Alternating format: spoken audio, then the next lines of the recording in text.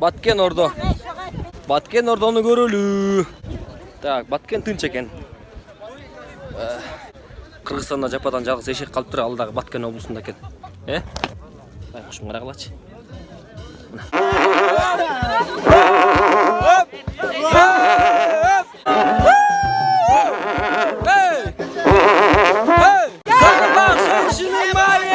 Байке, эмне урушуп алдыңыз муну? Черде оппады эле жакшы эле.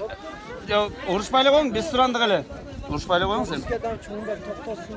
Буякта чет жерден келген меймандарга Кудай берди. Баткенди аралап келатсам, Адилет байкем жатыптыр да буяктачы. Кече ачылышты кыйратып коюп, байкем, карагылачы.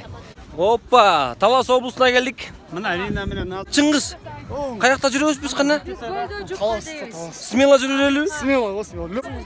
Мына. Талас любойну алып берем азыр. 1, 2, 3.